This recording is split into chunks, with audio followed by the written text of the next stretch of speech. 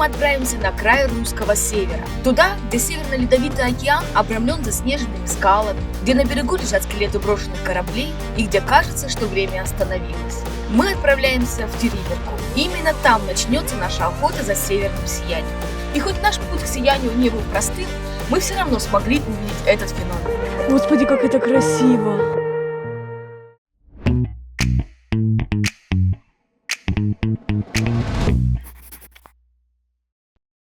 Всем привет! Вы на канале Ян Буян. В прошлом выпуске мы с вами погуляли по городу-герою Мурманск. Но для вас, я думаю, не секрет, что Мурманск является перевалочным пунктом для туристов, которые мечтают увидеть северное сияние. Так и у нас получилось. Мы приехали в Мурманск, а сейчас добрались до самого крайнего севера России, в деревню, которая называется Териберка. Без приключений никак. Мы находимся в высоте. Сломалась машина. Но нам еще кое-как далеко ехать.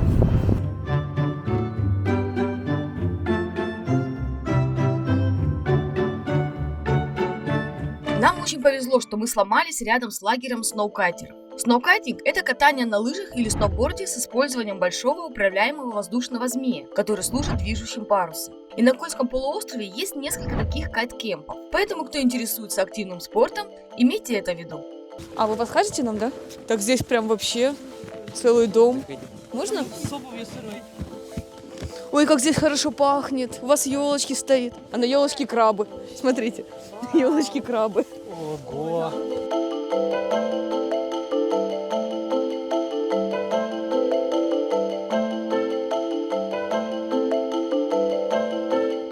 А здесь вы спите, да?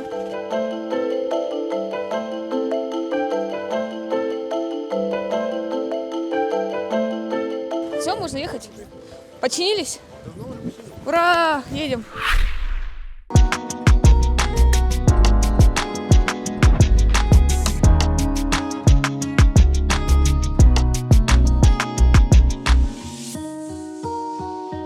На Териберке мы остановились на базе отдыха, которая так и называется – Териберка Тур. Пойдемте посмотрим, что же из себя представляет это место. Вот такая вот небольшая площадка, маленькие домики. Вот в одном домике примерно 2 комнаты. В комнату я вам покажу позже. Туалет на улице. Пойдемте заглянем. Простой туалет.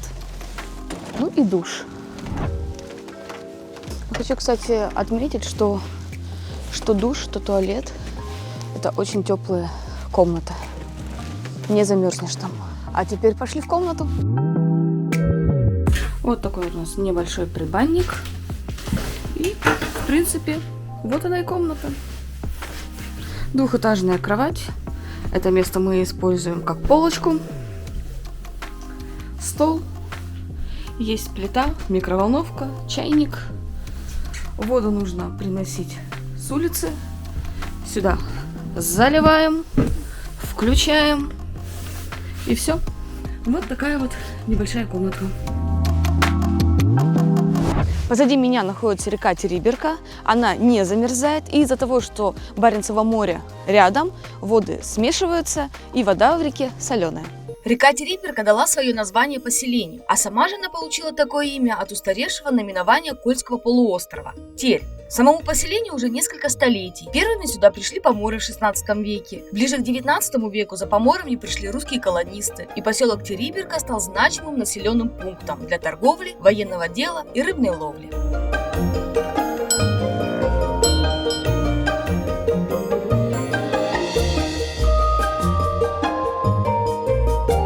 Поселок активно развивался до того, как в 1960 году центр района перенесли в Североморск. И с этого начался упадок в селе. И сейчас Старая Териберка – это наполовину покинутый населенный пункт, и здесь находится много заброшенных зданий. И, наверное, в самое впечатляющее заброшенное место мы сейчас и направляемся. Это заброшенная школа.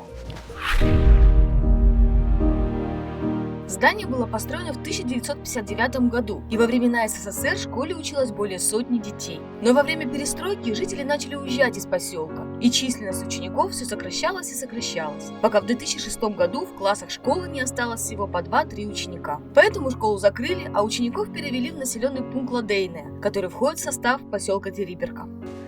Мне кажется, если сюда прийти ночью, это будет непередаваемый экстрим. С одной стороны, даже, если честно, немножечко грустно все это видеть. Здесь можно интересное найти?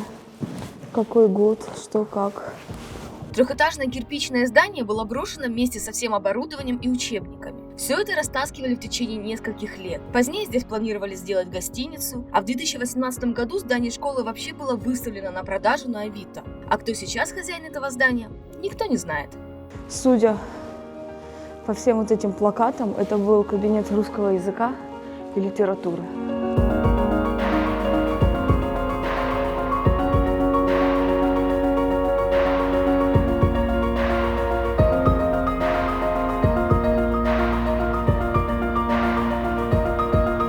Несомненно, посетить школу очень интересно, но само место производит гнетущее и тяжелое впечатление от царящей здесь разрухи. Но туристы пытаются разнообразить атмосферу и оставить память о себе в стенах школы. И если кто-то, извините меня, откровенно портит стены, то некоторые оставляют очень красивые граффити.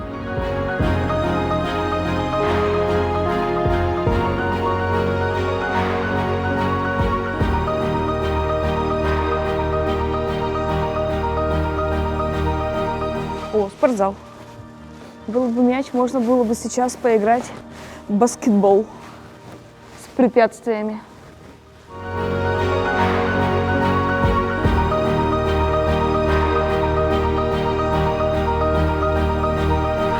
Может быть, не надо было здесь. Пошли.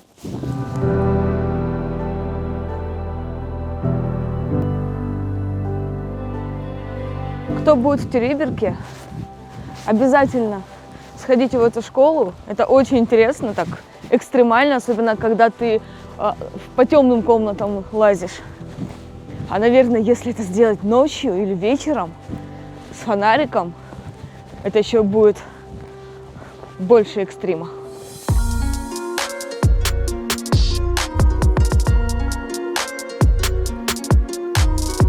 Перед тем, как ехать сюда, в Териберку, нужно обязательно посмотреть прогноз погоды, потому что от погоды очень сильно зависит, увидите вы северное сияние или нет. Например, у нас сейчас просто все в тучах, никакого просвета нет, и увидеть северное сияние прям 0%.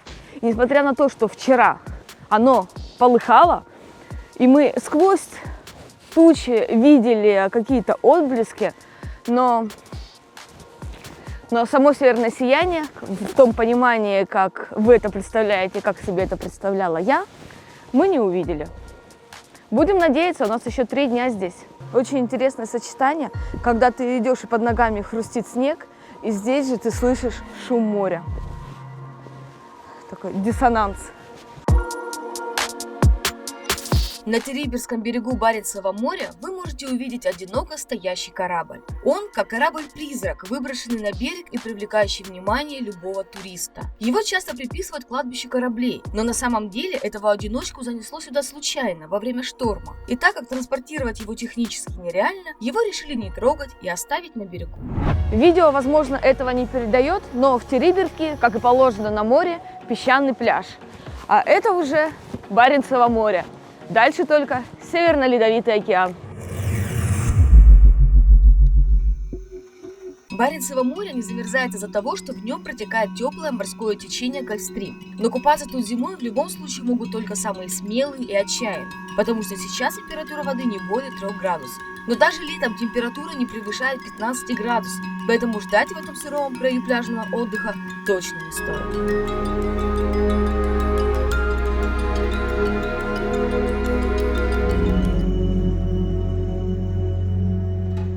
Не забывайте подписываться на канал и ставить лайки. Хоть Териберка и маленькая, но в ней есть даже этнопарк, где живут хаски и северные олени. Конечно же, мы не могли оставить его без внимания, так что пойдемте посмотрим. Ой, какие они лапочки. На него никто не обращает внимания. Привет. Блин, так жалко. Чего они на цепи-то сидят? Им бегать надо. Ты олень? А где рога? Здравствуйте.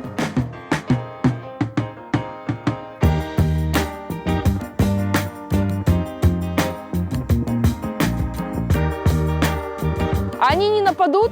У меня нету ничего пока еще. Ребята, нет. Так, ладно, ребята, пойдемте. Нет.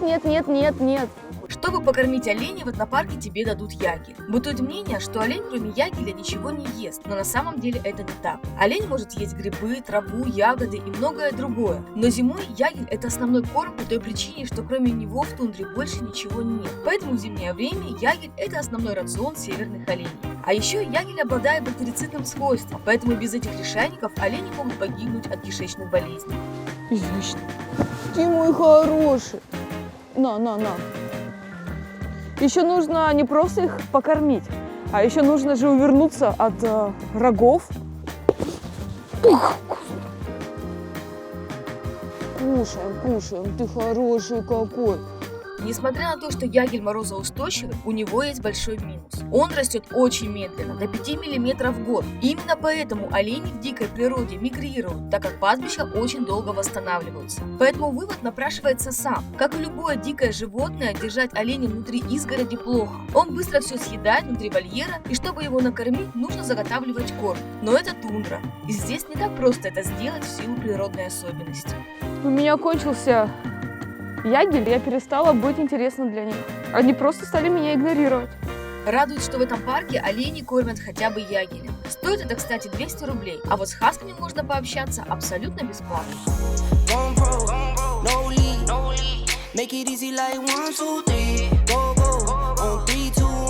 Хорош, прибалдел. На следующий день мы отправились в пеший поход к Батарейскому водопаду, и наш маршрут лежал через кладбище кораблей. Это место вошло в топ самых фотогеничных локаций России. Деревянные части старых кораблей, некогда бороздившие морские просторы, давно сгнили. Место очень атмосферное, но в то же время оно наводит грусть. Мы же долго задерживаться здесь не стали, потому что до водопада нам еще идти 7 километров.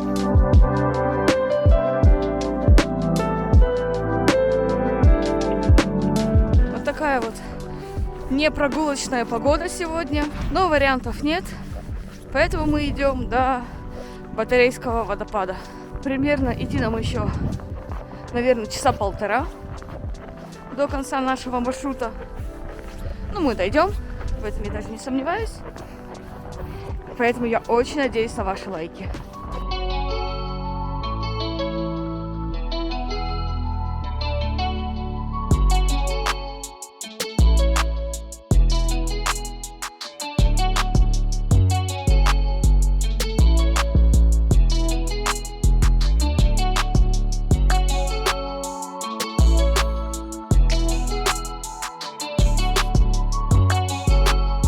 Если вы посмотрите фотографии из Териберки, то эта локация будет одна из самых известных. И не забывайте, что в описании под роликом я оставляю ссылки на каждую локацию.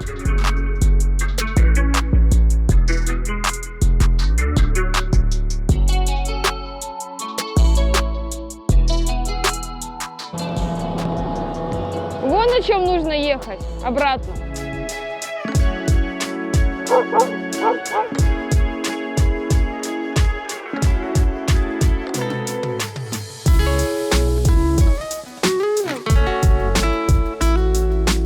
Да, для похода погоду мы выбрали, конечно, не самую лучшую. Бушевала метель и все сдувало и заметало. Через какое-то время я уже начала сомневаться, что я смогу дойти.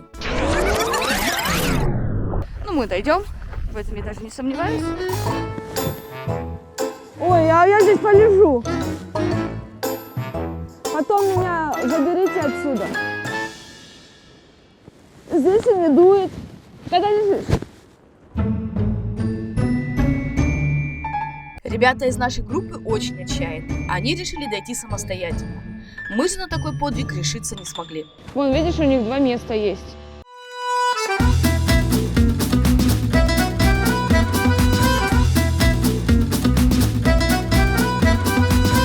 Вы как? Нормально дошли?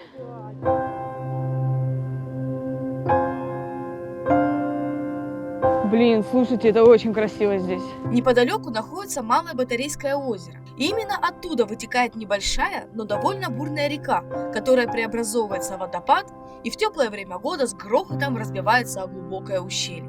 Но сейчас водопад замерз, и это зрелище не менее завораживающее. Как будто вместе с водопадом замерло и время в ожидании долгожданного солнца и весны.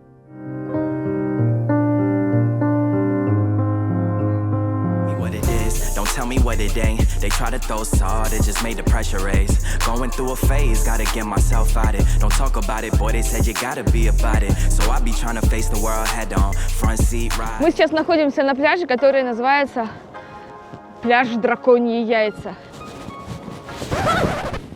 Я села. Все, я застряла. Также этот пляж называют и пляжем Яйца Динозавров. А все потому, что пляж усыпан большими камнями идеальной круглой формы. Вообще на карте пляж называется галечный. Но согласитесь, звучит это слишком скучно, ведь какая же это галька? Поэтому в шутку люди и говорят, что это самые настоящие окаменелые яйца динозавров. Очень жалко, что погода не дала нам в полной мере насладиться этим местом. Просто вообще ничего не видно.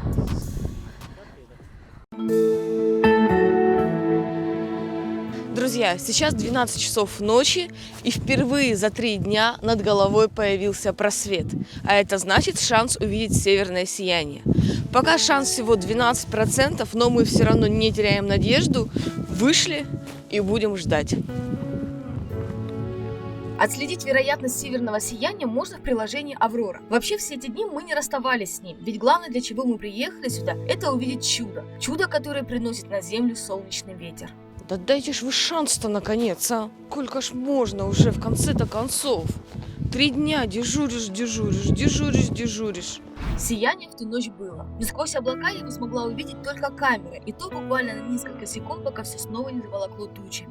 А человеческий глаз разглядеть его не смог.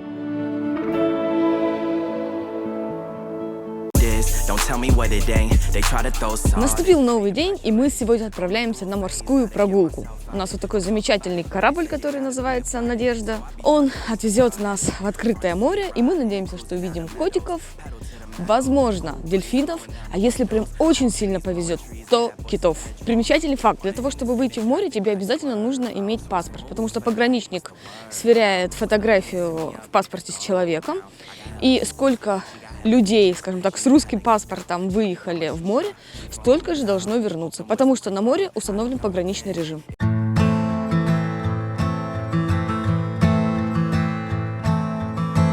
Every day is a struggle.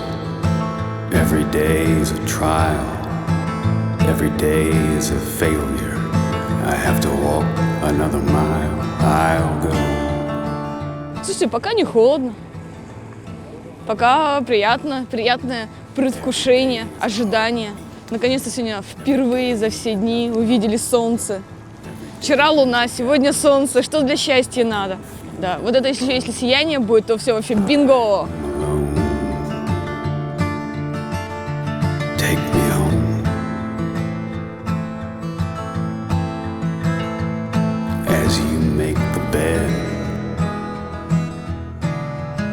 so you must lie.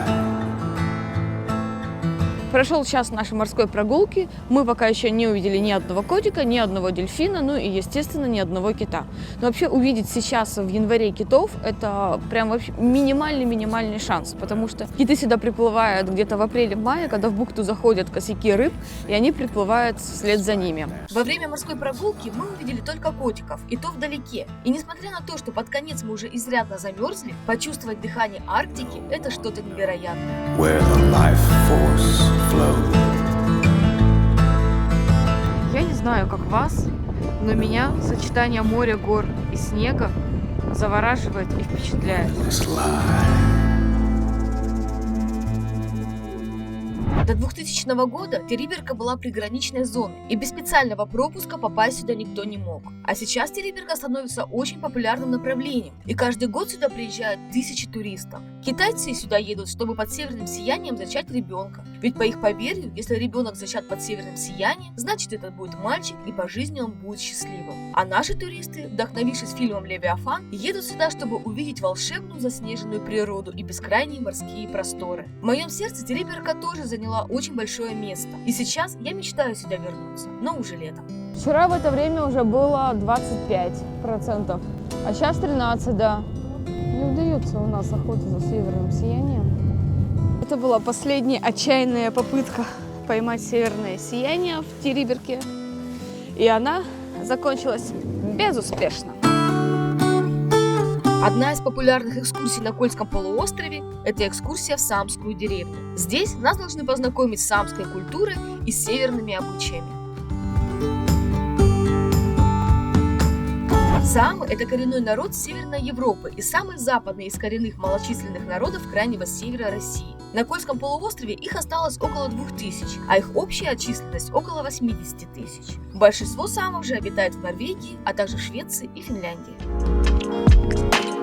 На Руси саамов считали шаманами и предсказателями, возможно потому, что они поклонялись явлениям природы, деревьям и горам. Ранее саамы мигрировали вслед за оленями, так как олень для саама – это жизнь. Это транспорт, валюта, одежда и еда. А почему мигрировали олени, я вам уже рассказывала ранее. В Советском Союзе саамов решили приучить к оседлому образу, и в результате чего народ начал терять свои традиции, культуру и язык. Сейчас саамы обитают в районе Лавоозера, и это место саамского переводится как «селение сильных озер». Позади меня находятся ритуальные идолы, и все люди, которые сейчас там находятся, они загадывают желания, которые обязательно должны сбыться. Чтобы загадать желание, для начала нужно подойти к идолу одной из своих стихий, загадать самое сокровенное желание и бросить монетку в снег. Дальше стоят идолы судьбы, удачи и здоровья. У каждого идола также загадывать желание, кроме идола судьбы. Судьба и так все про тебя знает, ее можно лишь попросить быть к тебе благосклонной. Касаешься идола одной или двумя руками и оставляешь у подножья монетку. Ну что ж, теперь ждем, когда желание исполнится. Ну, здесь такой типа зоопарк. Можно пообщаться с хаски, погладить их, потискать. Они добрые, не кусают. И вот такие вот животные сидят в клетке. Еноты, песцы, лисы. Отвратительно просто, когда животное сидит в клетке. Ну, они же как, я не знаю, как дети. Еноты вообще как дети. Как можно их садить в клетку? Все эти контактные зоопарки – это ужасно. Для развлечения туристов и людей. Слушайте, какие они прикольные щенки-хаски, а? А вас-то что в клетку посадили? Ой, я не могу на это смотреть. Меня прям сердце кровью обливается.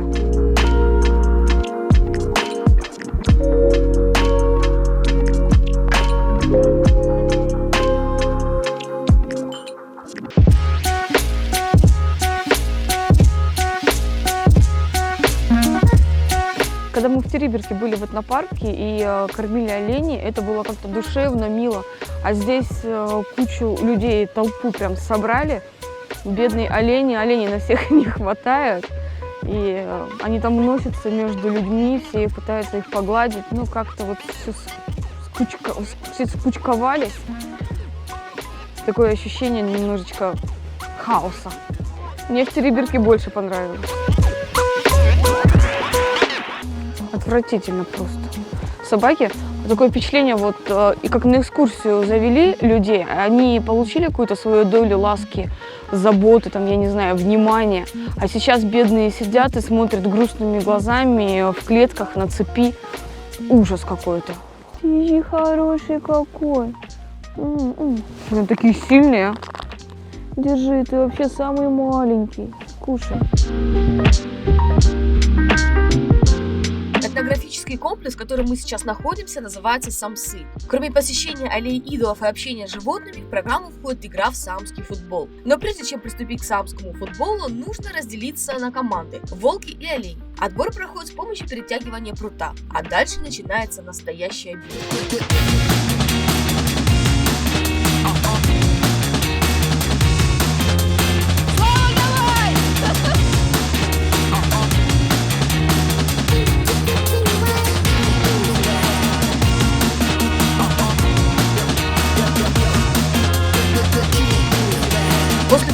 деревне тебя накормят. К слову сказать, бесплатно тебе дадут только хлеб, суп и местный напиток, похожий на чай. Остальное все за дополнительные деньги. Ну а дальше туристов будут катать в оленях упряжках. Блин, страшно. Ой, вот такие вот развлечения на оленях и на санях.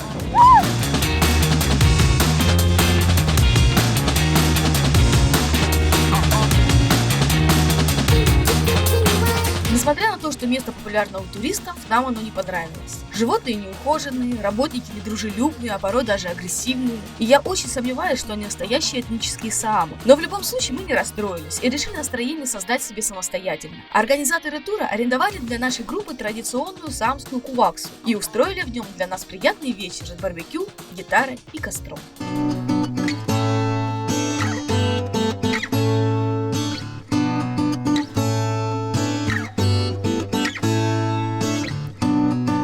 Стоит тур на Северное сияние. Я долго выбирала компанию, через которую можно поехать, но везде ценники очень зашкаливали. Путешествовать по России оказалось очень дорого. Но в итоге, совершенно случайно, я наткнулась на предложение ребят из Тюмени. Их тур на 6 дней, где все включено, обошелся нам в 33 тысячи рублей на человека. И помимо такой низкой цены, бонусом мы получили еще очень душевную компанию. Ну а после ужина мы решили вспомнить детство и покататься с огромной горки на ледянках. Слушайте, страшно на самом деле, а?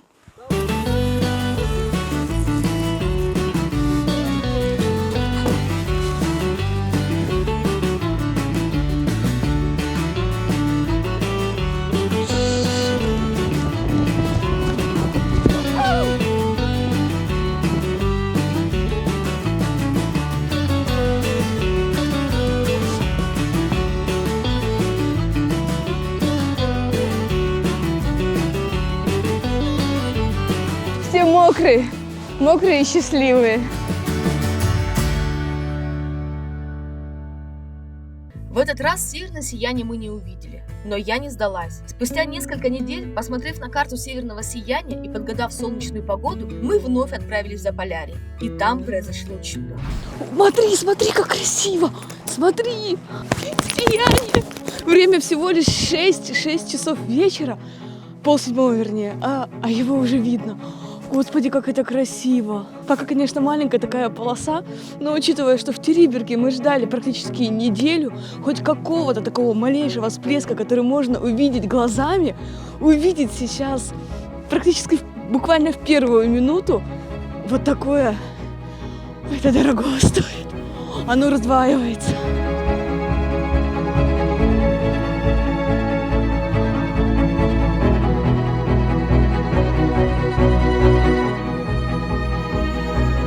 Увидев первые отблески северного сияния, я радовалась как ребенок. Хотя местные это мерцание даже не принимают за сияние, они называют это лисьими хвостами. Но мне было все равно, я была счастлива увидеть хоть что-то. До тех пор, пока не началось что-то невероятное. Небо начало все более зеленеть и зеленеть, пока в результате оно не вспыхнуло разными огнями. Северное сияние появилось внезапно, как будто в небе что-то лопнуло. Оно расплылось в разные стороны и вспыхнуло разными красками. В этот момент небо начало жить. Начался какой-то хаотичный танец частиц, которые все разрастались и разрастались, проливаясь разноцветным дождем.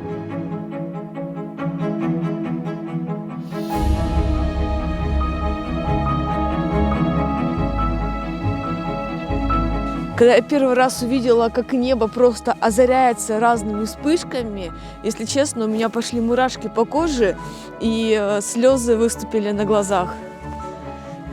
Путешествуйте, я не знаю, наслаждайтесь этой жизнью, она всего лишь одна. Проживите ее так, чтобы было что рассказать. Нам повезло, сияние длилось около 10 минут. Это огромная удача лицезреть его так долго. Но мне лично показалось, что оно длилось всего одно мгновение. И как оно внезапно появилось, так оно внезапно и исчезло.